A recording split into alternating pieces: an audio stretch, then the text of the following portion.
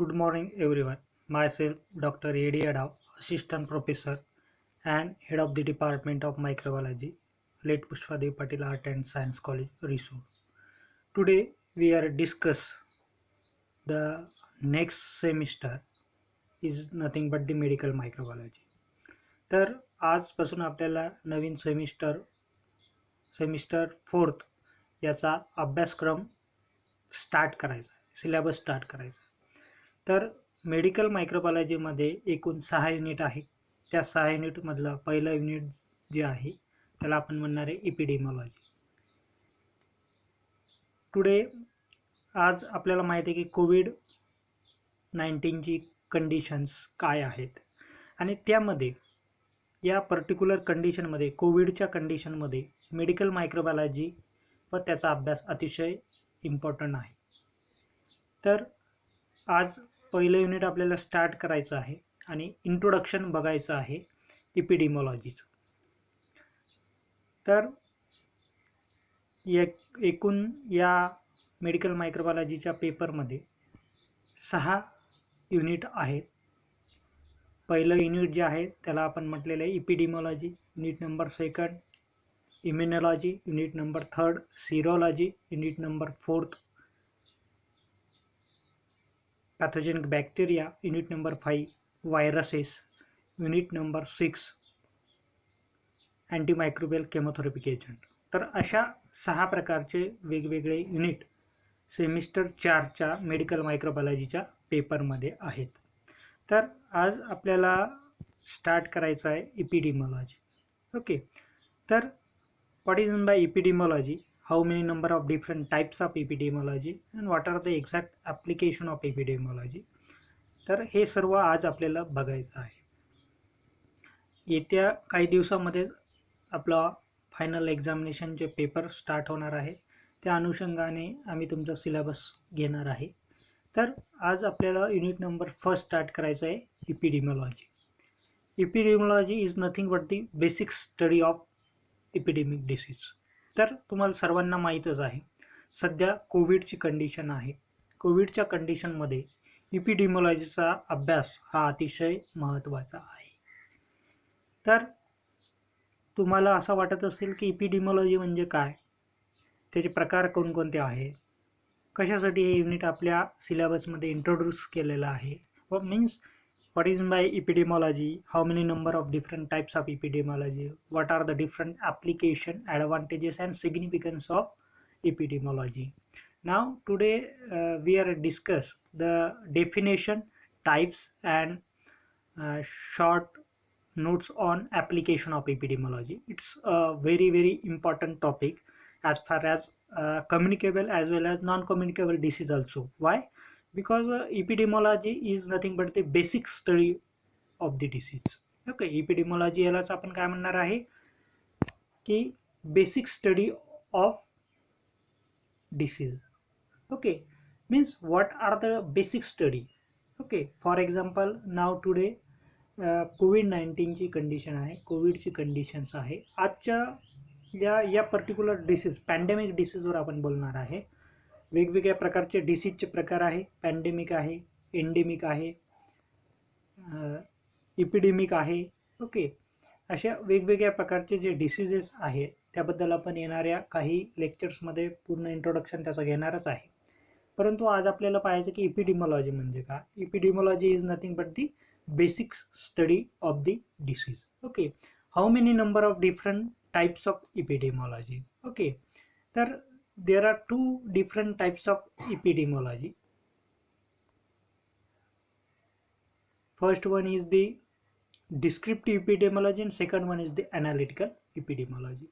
What is my epidemiology? Epidemiology is the basic study of the disease. Okay, तर basic study of the disease म्हणजे काय. एखादा disease pandemic आहे, endemic आहे, epidemic आहे, अशा जे वेगवेगळ्या प्रकारचे डिसीजेस आहेत, अशा वेगवेगळ्या प्रकारच्या डिसीजेसमध्ये त्याचा एपिडेमिक स्टडी खूप महत्त्वाचा असतो. म्हणजे बेसिक स्टडी खूप महत्त्वाचा असतो. बेसिक स्टडी करत असताना which are the different causative agent, which are the people affected by this particular causative agent, how many number of different symptoms in the community, how was the past history of that particular diseases, okay, and how to control. They all question answer is nothing but simply as your epidemiological study, okay, means basic study of the disease is nothing but the epidemiology, okay. Basic and as well as descriptive means, for example, such as the some history obtained at the so many such type of pandemic diseases, okay. Now today one of the most pandemic disease is nothing but the covid, okay. तर आजची जी कोविडची condition आहे हे आपल्या सर्वांना माहिती आहे. मग अशा वेळेस या कोविडच्या कंडिशनमध्ये अतिशय महत्त्वाचा जो सोशल इपिडेमॉलॉजिकल स्टडी आहे तो खूप महत्त्वाचा आहे, ओके. म्हणजे तो डिसीज कोणता आहे, कोणता व्हायरसेस आहे, त्यानंतर कोविड कशापासून झालेला आहे, कोणकोणते त्याचे कारणं आहेत, ते आपण कंट्रोल कसं करणार आहे, पास्ट हिस्ट्री काय आहे, ओके. तर आता जवळपास आपण 2 वर्ष झाले या कोविडच्या 1.5 ते 2 वर्ष झालेले आहे कोविडच्या कंडिशनमध्ये आपण सफर करत आहे.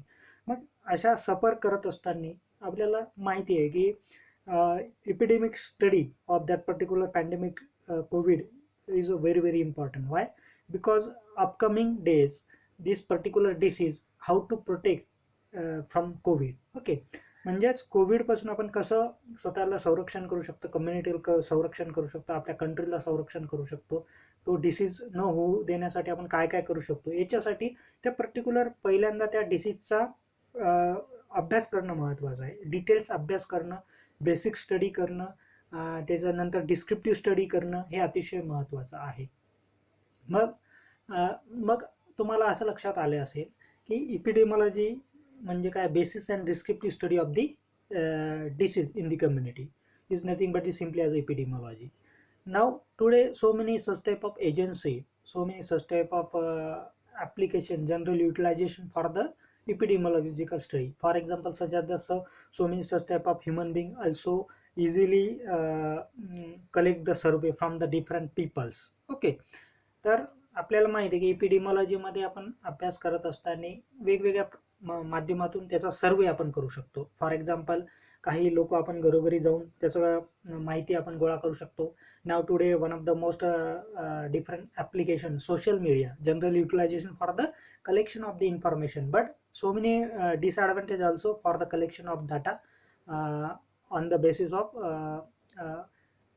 मीन्स आपण जे सोशल डाटा वगैरे घेतोय मोबाईल थ्रू किंवा सोशल मीडिया थ्रू, त्याच्यामध्ये खूप सारे डिसएडवांटेज आहे. परंतु जर आपण सर्वे फेस टू फेस पर्सनचा केला, फेस टू फेस त्या पर्टिक्युलर डिसीजच्या पर्सनचा केला, त्या पर्टिक्युलर एरियामधला केला, तर तुम्हाला याचे खूप सारे वेगळ्या प्रकारचे पॉझिटिव्ह ऑब्झर्वेशन्स तुम्हाला तुमच्या स्टडीमध्ये ऑब्झर्व केले जातात. म्हणजे एपिडेमॉलॉजी म्हणजे बेसिक आणि descriptive study of the disease in the community, याला आपण म्हणणार आहे सिम्पली ॲज अ एपिडेमॉलॉजी. मग एपिडेमॉलॉजी आपण पाहिलेले आहे. आता त्याचे प्रकार कोणकोणते आहेत, त्याचे महत्त्वाचे 2 प्रकार आहेत एपिडेमॉलॉजीचे.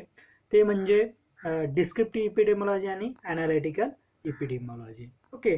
आता डिस्क्रिप्टिव्ह एपिडेमॉलॉजी आणि ॲनालिटिकल एपिडेमॉलॉजी म्हणजे काय, तर याच्यामध्ये तुम्हाला असं लक्षात येईल की डिस्क्रिप्टिव्ह आणि ॲनालिटिकल. डिस्क्रिप्टिव्हमध्ये तुम्हाला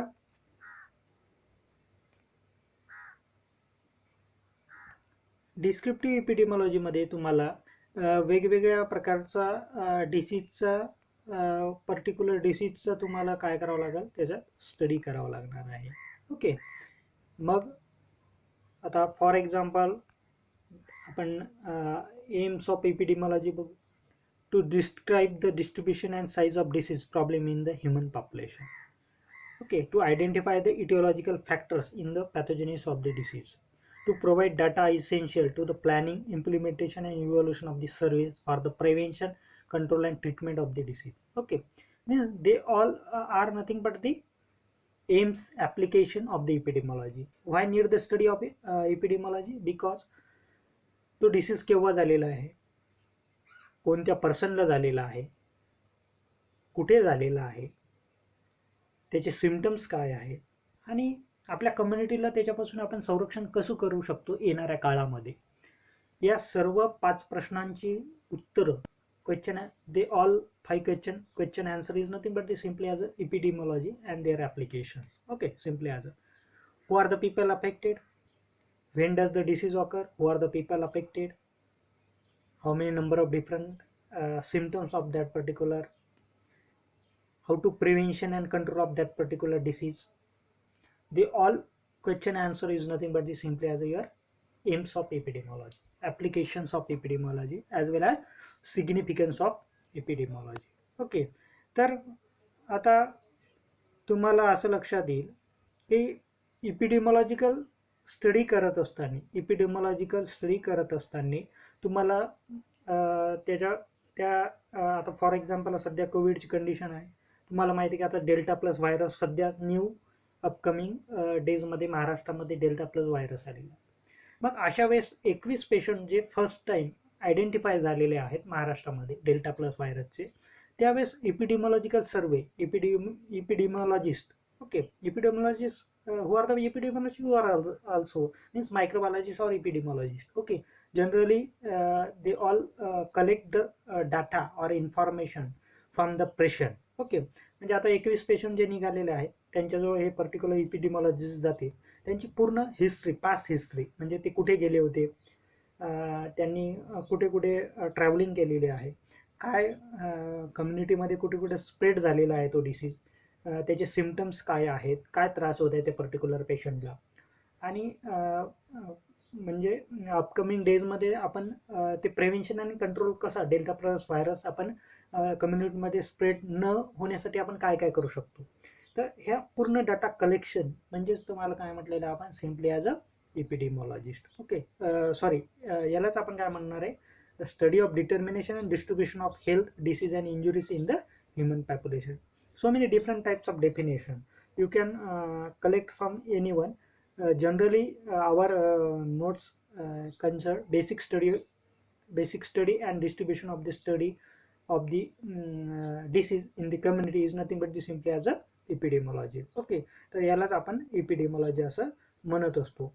मग आता याचे टाइप्स सुद्धा आपल्याला पाहायला मिळतात. ओके, आता याचे टाइप्स कोणकोणते आहेत ते आपण बघणार आहे.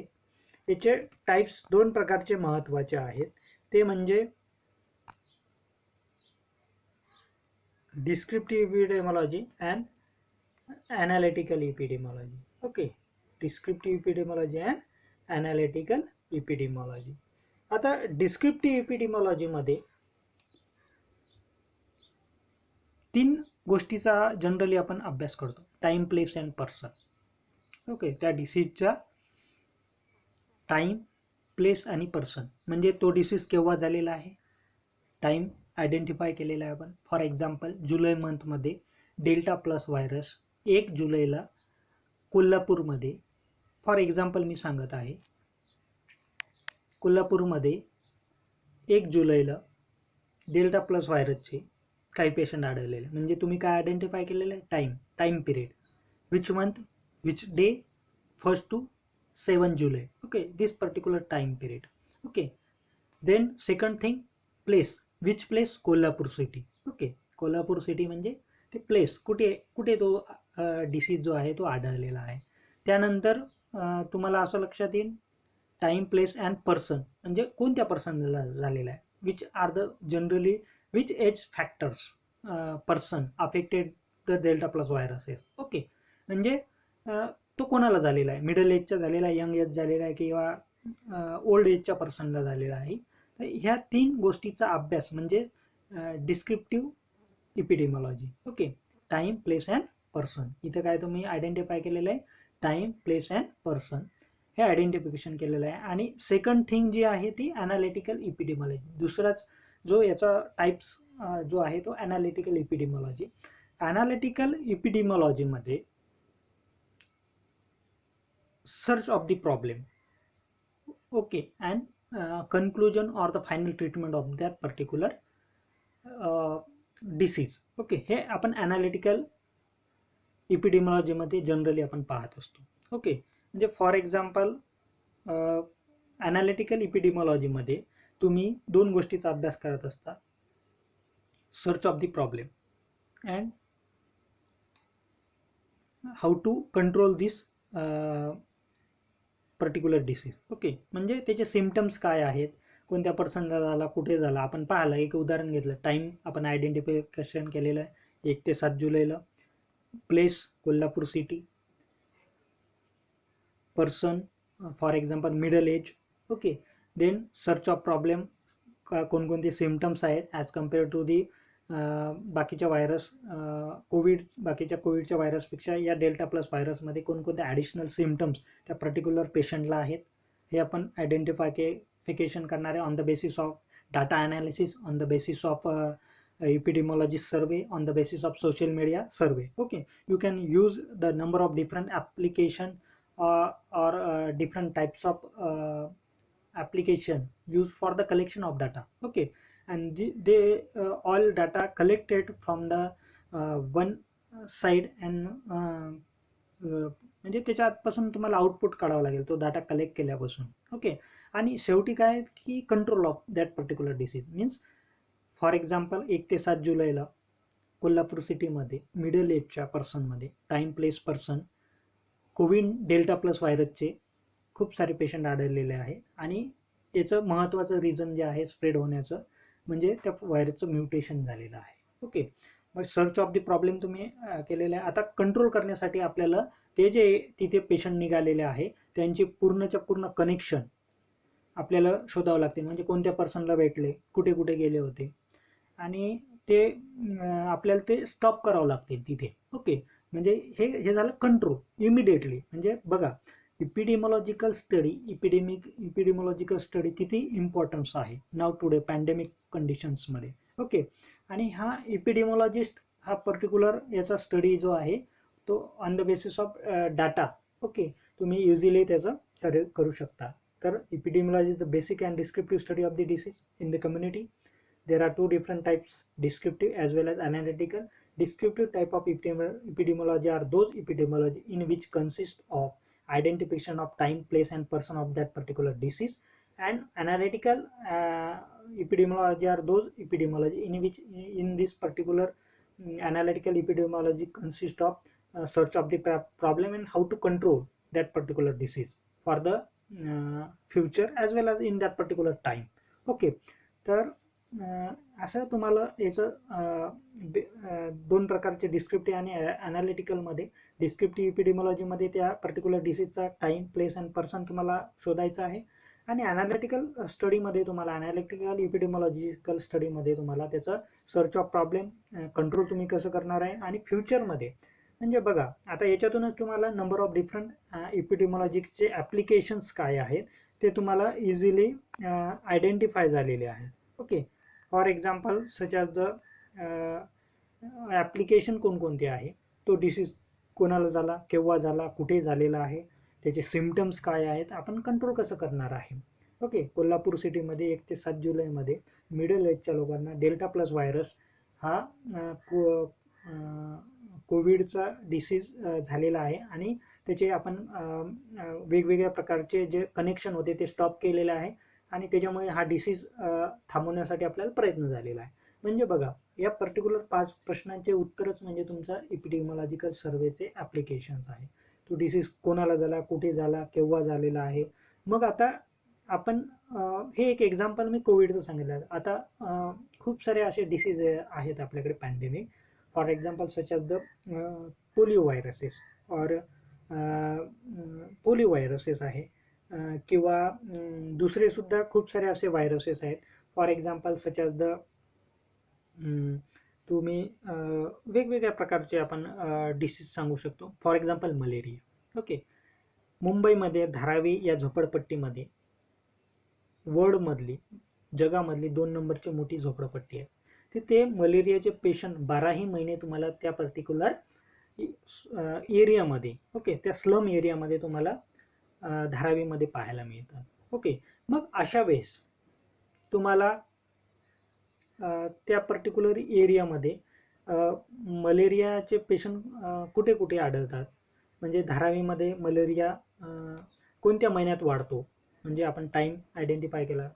कोणाला मलेरिया जास्त होतो, मिडल, यंग, ओल्ड एजमध्ये. त्याच्यानंतर कोणकोणते पर्सन्स आहेत, त्याच्यानंतर त्याचे कारणं काय आहेत आणि आपण कंट्रोल कसं करणार आहे. मग आपल्याजवळ एक डाटा कलेक्शन झालेलं आहे. फॉर एक्झाम्पल ऑगस्ट महिन्यामध्ये धारावीमध्ये लहान मुलांना मलेरिया खूप जास्त होतो. मग पुढच्या वर्षी ऑगस्ट महिन्याच्या अगोदर आपण काय काय तिथे ट्रीटमेंट करणार आहे, कोणकोणते आपण उपाय तिथे आखणार आहे की ज्याच्यामुळे धारावीमध्ये मलेरिया लहान मुलांना ऑगस्टमध्ये जास्त होतो. त्याच्यासाठी आपण जूनमध्ये जुलैमध्येच त्याची तयारी करून तो ऑगस्टमध्ये तो डिसीज होणार नाही याच्यासाठी प्रिकॉशन घेतो. हेच काय झालेलं आहे, कंट्रोल. मग याचा पूर्ण हेच एम्स ऑफ एपिडेमॉलॉजी आहे. म्हणजे कोणाला झाला, केव्हा झाला, कुठे झाला, त्याची कारणं काय आहेत, त्याचा पूर्ण स्टडी करून त्याचं प्लॅनिंग, इव्हॅल्युएशन अँड ट्रीटमेंट करणं हे एपिडेमॉलॉजीचं काय आहे, ॲप्लिकेशन्स आहे. Okay. For example such as the आपण त्याला असं म्हणू शकतो की फॉर एक्झाम्पल धारावीमध्ये ऑगस्टमध्ये मलेरिया हा डिसीज होत आहे. मग अशा वेळेस तुम्हाला प्लॅनिंग करावं लागणार आहे. नो डाऊट तो टेबल फॉर्ममध्ये तुम्ही म्हणजे कागदावर पहिल्यांदा तुम्हाला ती प्लॅनिंग करावं लागणार आहे आणि त्या पर्टिक्युलर फील्ड वर्कमध्ये जाऊन ते इम्प्लिमेंटेशन करावं लागणार आणि त्याचे आउटपुटसुद्धा तुम्हाला तिथे आरामशीर मिळून जाणार आहेत. तर हे एपिडेमॉलॉजीचे फायदे आहेत की आपण डिसीज आयडेंटिफाय केलं, कधी होतो, कोणाला होतो, केव्हा होतो, त्याचे सिम्पटम्स काय आहेत, कारणं कोणकोणती आहेत आणि आपण त्याच्यासाठी कंट्रोल काय करणार आहे आणि त्याच्यासाठी प्लॅनिंग, इव्हॉल्युशन आणि ट्रीटमेंट आपण काय काय करणार आहे, हे आहे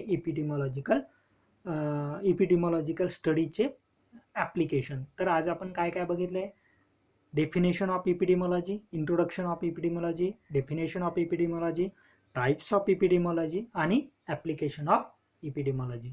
तर आज इथे आपण थांबून जाणार आहे. नेक्स्ट लेक्चरमध्ये आपण याचा नेक्स्ट पार्ट जो आहे तो बघणार आहे. Thank you everyone.